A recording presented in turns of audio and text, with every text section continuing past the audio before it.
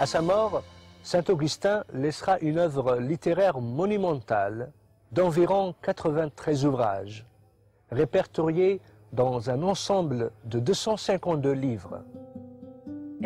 La joie, c'est le fait que l'homme connaisse la vérité. Augustin a donné l'occasion à tous ceux d'Afrique du Nord de le réaliser. Il était en Algérie et ensuite il est allé à Carthage pour enseigner la rhétorique. Dans toutes les étapes de sa vie, il disait que la vérité est disponible pour tout le monde. Connaître le Seigneur, c'est cela la vérité que chacun doit rechercher. Ensuite, il dit quelque chose de très important, le fait que le bonheur est de vivre en harmonie avec ce qui relève de son être intérieur. Où se trouve la sagesse? La sagesse est à l'intérieur de soi. La sagesse se trouve dans l'être profond intérieur. L'homme doit rechercher la vérité à l'intérieur de lui-même et non pas à l'extérieur. Saint Augustin a sans doute été l'un des plus illustres représentants de la chrétienté dans l'Antiquité. C'est lui qui, de toutes les églises du monde antique, a haussé l'Église d'Afrique au premier rang, malgré toutes ses misères.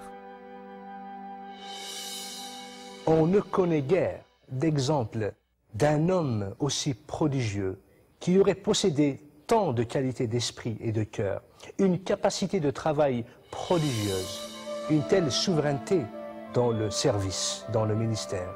Saint Augustin aura marqué de son empreinte l'histoire de l'Église. Son rôle était de combattre le doute chez les hommes. Il voulait leur dire que la vérité existe. Contrairement à ce que disaient les néoplatoniciens qui pensaient que ce ne servait à rien de connaître la vérité et que personne ne pourra la découvrir. Lui, il va donner l'opportunité et l'espoir que les hommes pourront trouver la vérité s'ils la cherchent avec persévérance.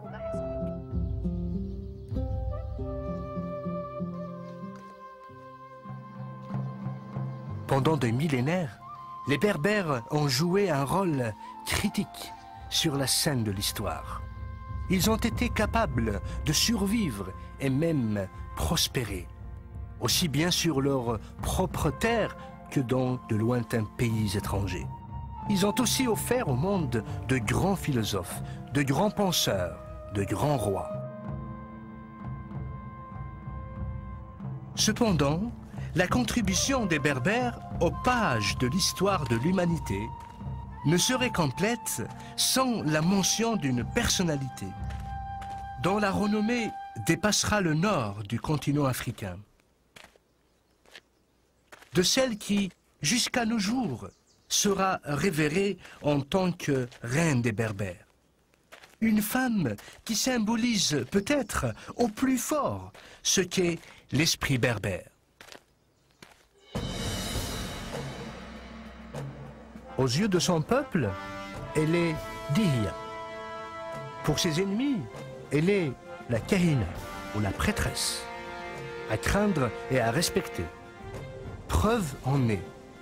Les envahisseurs arabes qui commençaient à se rapprocher venant de l'Est ont compris que l'Afrique du Nord ne tomberait pas entre leurs mains qu'à la défaite d'un ennemi aussi redoutable.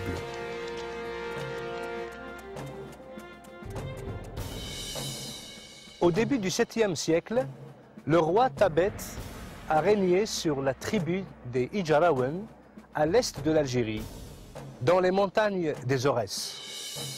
Sous son règne, le royaume a connu la paix et la prospérité.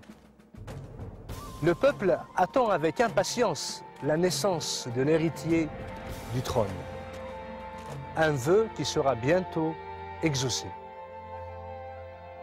Malheureusement, l'apparition d'une nouvelle vie en cause la perte d'une autre. La reine vient de mourir en accouchant. Le roi apprend qu'il est le père d'une petite fille, mais qu'il a aussi perdu sa bien-aimée. En portant ce bébé si délicat entre ses bras, il ne pouvait pas connaître le rôle crucial qu'allait jouer cette princesse dans l'histoire de son peuple. Dihya reçoit une éducation digne des plus grands princes. Douée d'une grande intelligence, elle apprend à monter à cheval et à combattre. Tous les membres de la tribu savent qu'elle pourra facilement devenir une adversaire redoutable dans les batailles. Bientôt, elle connaît chaque coin, chaque arbre du massif de l'Aurès, une qualité qui lui sera très utile lorsqu'elle sera devenue une guerrière redoutée.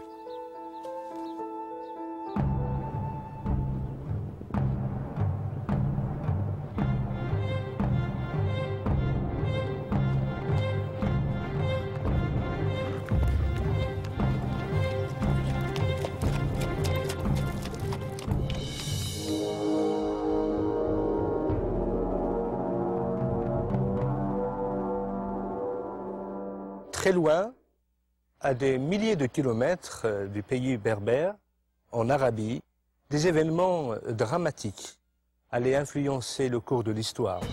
Ils influenceront bien sûr le destin de la princesse Dihya.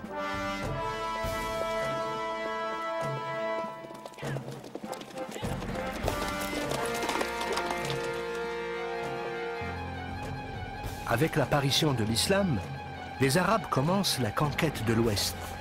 Vers la fin du 7e siècle, les premiers guerriers arabes arrivent en Afrique du Nord. L'Égypte d'abord tombe entre leurs mains, puis la Libye, suivie de la Tunisie. Le calife Muawiyah va alors envoyer son lieutenant, Uqba ibn Nafa, en terre d'Ifriqiya. C'est Uqba ibn Nafa qui va fonder Qayrawan, la première ville musulmane en Afrique du Nord. La ville de Kairouan étant édifiée, elle servira en quelque sorte de tête de pont pour les armées arabes en Afrique du Nord. Les armées byzantines étant disséminées le long de la côte de la Méditerranée, Uqba ibn Nafa préféra pour atteindre le pays traverser les hauts plateaux. Sauf que il fera face à une résistance farouche de la part des Berbères. Cette résistance est dirigée par Koseila, un chef berbère qui règne sur la tribu des Iraouibn. Après de nombreux combats qu'il perdra, Uqba tombe en disgrâce et retourne en Arabie.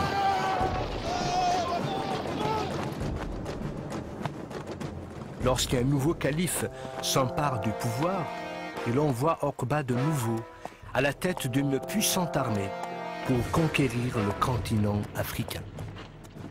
Cette fois-ci, Uqba est mu par un désir de vengeance personnelle. Il est un homme à ne pas se laisser battre. Sentant la menace s'approcher, Koseila va demander de l'aide aux tribus des Ijarawan. Tabet arrive à la tête de l'armée, accompagné de la princesse Dihya.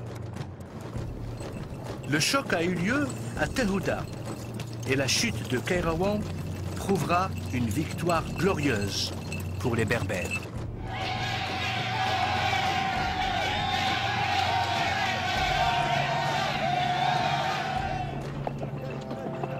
Mais l'armée arabe attaque de nouveau, sous Zuhair. Koseila et Dihya se battent farouchement à la tête de leur armée.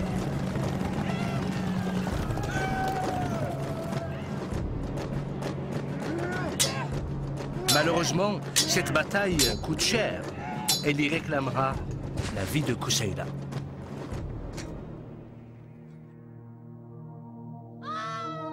Comprenant que leur chef est mort, les cavaliers se rallient autour de Dihya.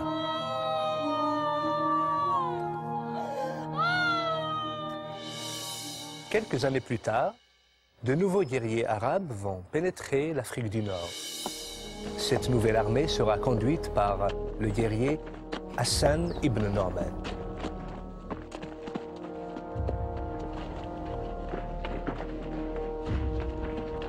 Les armées arabes vont reprendre la ville de Kairouan. Ils vont aussi s'accaparer de Carthage. La chute de cette cité annonce définitivement la fin de la présence des Byzantins à Carthage. Une nouvelle ville va être édifiée. C'est la ville de Tunis. Maître de la côte, Norman porte ses regards vers l'intérieur du pays, sur lequel règne une guerrière redoutable. Il sait que tant qu'il n'aura pas vaincu la Kahina, il ne pourra jamais prétendre avoir conquis l'Ifriqiya.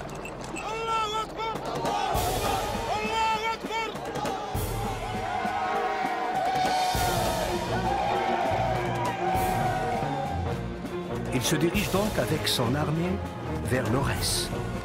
Mais en chemin, la Kahina le rejoint à la tête d'une grande armée, dans laquelle se distinguent des femmes guerrières, des Amazones berbères. Les deux armées se rencontrent. Les Arabes avaient sous-estimé la force et l'ordre de l'armée de la Kahina. Après une bataille vicieuse, les guerriers arabes sont obligés de se replier. L'armée de la Kahina les poursuit. Dihya s'installe alors dans un amphithéâtre qu'elle transforme en forteresse.